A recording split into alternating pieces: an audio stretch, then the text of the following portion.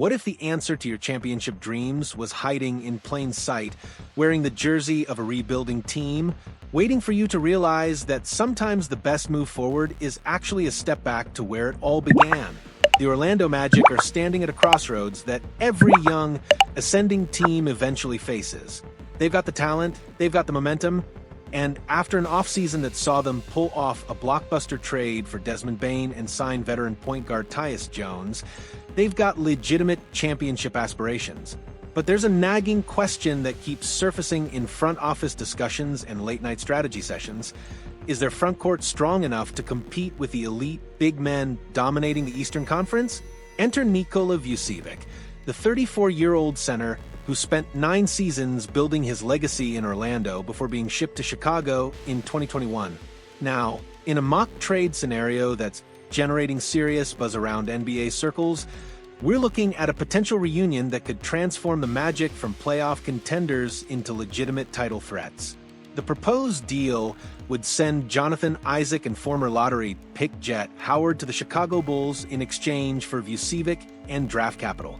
But here's the million-dollar question.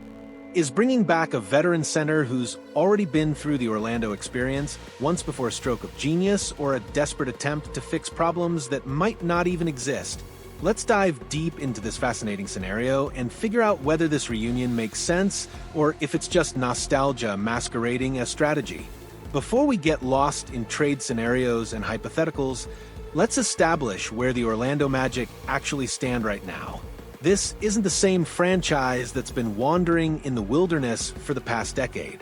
This is a team that's genuinely arrived, a squad that finished 7th in the Eastern Conference last season despite their star trio of Paolo Banchero, Franz Wagner, and Jalen Suggs missing extended time due to injuries. Think about that for a second. They were 7th with their best players sidelined for significant stretches. Now, imagine what happens when everyone's healthy and contributing at full capacity. The potential is absolutely tantalizing, the kind of upside that keeps general managers awake at night dreaming about championship parades. The additions of Desmond Bane and Tyus Jones weren't just roster moves, they were statements of intent. Bane brings elite three-point shooting and playoff experience, exactly what a young team needs when games get tight in the fourth quarter. Jones provides veteran leadership at the point guard position, a steady hand to guide the offense when the pressure mounts and the margin for error shrinks to nothing. But here's where the conversation gets interesting. Despite all these improvements, there's still a glaring vulnerability in the front court. Wendell Carter Jr., while talented, has an injury history that reads like a medical textbook. He's missed significant time throughout his career, and relying on him as your primary center in a playoff series against teams with dominant big men is a gamble that could backfire spectacularly. The Eastern Conference is loaded with front-court talent. Joel Embiid in Philadelphia, Bam Adebayo in Miami, Jarrett Allen in Cleveland. These are players who can dominate games from the paint, and the Magic needs someone who can match up physically and productively. That's where Vucevic enters the conversation, and suddenly this mock trade starts looking less hypothetical and more inevitable. Breaking down the trade. What Orlando gives up, let's examine what the Magic would be sacrificing in this proposed deal. Jonathan Isaac and Jett Howard aren't just random roster fillers. They're players with legitimate value, albeit in different ways. Jonathan Isaac is one of the NBA's most intriguing defensive specialists. When healthy, and that's a massive, when he's capable of guarding multiple positions, protecting the rim, and disrupting offensive schemes with his length and instincts.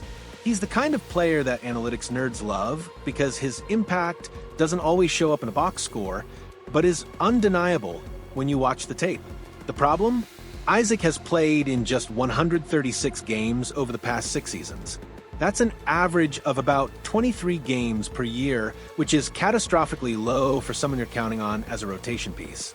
His injury history is extensive and concerning, ranging from knee issues to hamstring problems to various other ailments that have kept him off the court more than on it. From a pure basketball perspective, Isaac's defensive versatility would be missed. But from a practical standpoint, can you really build championship plans around someone who's unavailable more often than not? That's the harsh calculation the Magic would be making in this trade. Then there's Jett, the former lottery pick, who represents potential more than production at this point in his career. Howard was selected with high hopes, a player who could develop into a legitimate scoring threat from the wing position. But in today's NBA, where young teams are constantly pressured to win now rather than develop patiently, potential only gets you so far. Howard hasn't shown enough in his limited opportunities to be considered untouchable.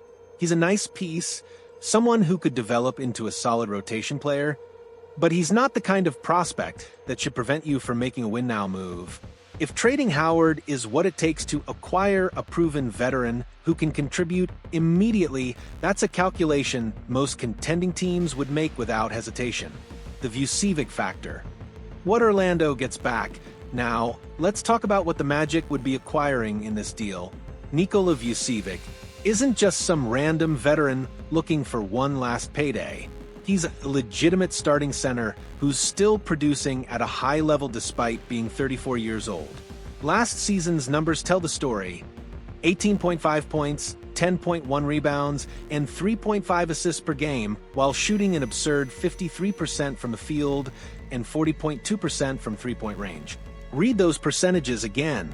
A center shooting 40% from three is basically a cheat code in modern basketball, the kind of skill set that breaks defensive schemes and creates spacing nightmares for opponents. Vucevic would immediately solve multiple problems for the Magic. First, and most obviously, he'd give them a reliable starting center who can stay on the court. No more worrying about Carter Jr.'s next injury, no more scrambling to find adequate backup options when the inevitable happens. Vucevic has been remarkably durable throughout his career, playing 70-plus games in most seasons. Second, he'd provide another much-needed three-point shooter. The Magic have improved their perimeter shooting with the addition of Bane, but you can never have too much spacing in today's NBA. Vucevic's ability to step out and knock down threes forces opposing centers to defend on the perimeter, opening up driving lanes for Banchero, Wagner, and Suggs to attack the basket. Third, and perhaps most importantly, Vucevic brings playoff experience and veteran leadership. He's been through battles, played in high-pressure situations, and knows what it takes to perform when every possession matters. That kind of experience is invaluable for a young team trying to make the leap from playoff participant to championship contender. The nostalgia factor shouldn't be dismissed either. Vucevic spent 9 years in Orlando, from 2012 to 2021, building relationships with the organization and the fan base. He knows the city, knows the culture, and wouldn't need time to adjust to his surroundings. That familiarity could accelerate his integration into the team systems and chemistry. The strategic implications, depth chart dominoes. Here's where this trade gets really interesting from a roster construction standpoint. Acquiring Vucevic doesn't just upgrade the starting center position. It creates a domino effect that improves the entire frontcourt rotation. With Vucevic as the starting center, the Magic could move Wendell Carter Jr. to the bench as the primary backup. This isn't a demotion, it's a strategic repositioning that could actually extend Carter's career and keep him healthier. Backup centers typically play 15 to 20 minutes per game instead of 30 to 35, which means less wear and tear, fewer opportunities for injury, and more sustainable long-term production. Carter coming off the bench would give the Magic one of the best backup centers in the league. He'd feast against second units, provide energy when the starters need a breather, and still contribute meaningful minutes in crucial playoff games. It's the kind of depth that championship teams have. Quality players at every position who can step in without the team missing a beat. The frontcourt rotation would suddenly look incredibly deep and versatile. You'd have Vucevic and Banchero starting, with Carter and various wing options coming off the bench. That's the kind of flexibility that allows coaches to adjust to different matchups, exploit mismatches, and maintain consistent production regardless of who's on the floor. The Bulls' perspective. Why Chicago does this for this trade to work, it has to make sense for both sides. So, why would the Chicago Bulls agree to swap Vucevic for Isaac and Howard? Simple. The Bulls are rebuilding, whether they want to admit it or not. They're stuck in NBA purgatory, Not bad enough to tank for top picks, but not good enough to compete for championships. Vucevic, as productive as he is, doesn't fit their timeline. He's 34 years old, and by the time the Bulls are ready to contend again, he'll be retired or playing out his final season somewhere else. Jonathan Isaac, despite his injury concerns, represents a potential reclamation project. If the Bulls' medical staff believes they can keep him healthy, his defensive versatility could be valuable. And if they can't keep him healthy, well, they're rebuilding anyway, so the risk is minimal. Jett Howard is the real prize for Chicago in this scenario. He's a young player with upside, someone who could develop alongside whatever core the Bulls build through the draft and future trades. Former lottery picks don't grow on trees, and getting one as part of a deal where you're moving a veteran who doesn't fit your timeline is solid asset management. The draft capital included in the deal sweetens the pot even further. The Bulls could use those picks to continue stockpiling assets, either keeping them to draft young talent or packaging them in future trades to accelerate their rebuild. The risk assessment. What could go wrong? No trade is without risk, and this one comes with several potential pitfalls that the Magic would need to consider carefully. First, there's the age factor. Vucevic is 34 years old, which in NBA years is approaching the end of prime production. While he's been durable and productive recently, Father Time is undefeated. What happens if his production drops off a cliff next season? The Magic would have traded away young assets for a declining veteran, a mistake that could haunt them for years. Second, there's the chemistry question. Just because Vucevic played in Orlando before doesn't guarantee he'll mesh seamlessly with his current roster.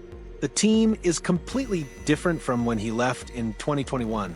Different players, different coaching staff, different offensive and defensive systems. The assumption that he'll fit perfectly is just that, an assumption. Third, there's the opportunity cost. By trading Isaac and Howard, the Magic are giving up on potential development and future flexibility.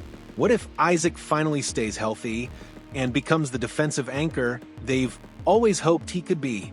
What if Howard develops into a legitimate scoring threat? Those are low probability outcomes, admittedly, but they're not impossible. Finally, there's the question of whether this move actually addresses the Magic's biggest needs. Is center really their most pressing concern, or are there other areas of the roster that need attention? Sometimes teams convince themselves they need to make a move just to make a move, even when standing pat might be the smarter play. The verdict: reunion tour or fool's errand. So, should the Magic pull the trigger on this trade? The answer, frustratingly, is it depends. If the Magic believe they're one piece away from legitimate championship contention, if they think Vucevic's shooting and experience are exactly what they need to get over the hump, then this trade makes sense. It's a win-now move that sacrifices some future flexibility for immediate improvement, which is exactly what contending teams should be doing. But if there's any doubt about whether they're truly ready to compete for a title, if there are other roster needs that seem more pressing, if the front office believes Isaac might finally stay healthy or Howard might develop into something special, then maybe patience is the better play. The beauty of this being a mock trade is that we can debate the merits without real consequences. But make no mistake, if this scenario actually materializes, it will define the Magic season and potentially their entire championship window. Vucevic could be the final piece that elevates them to elite status, or he could be an expensive mistake that they regret for years. Only time will tell, but one thing's certain: the Orlando Magic are at a fascinating crossroads, and whatever decision they make will have massive implications for their future. What do you think? Should the Magic bring Vucevic back to Orlando, or is this trade too risky for a team that's already on the rise? Drop your thoughts in the comments, and let's debate whether this reunion makes sense. And if you're loving this deep dive into NBA trade scenarios, show some love with a like, and let's keep analyzing these fascinating what-if scenarios together.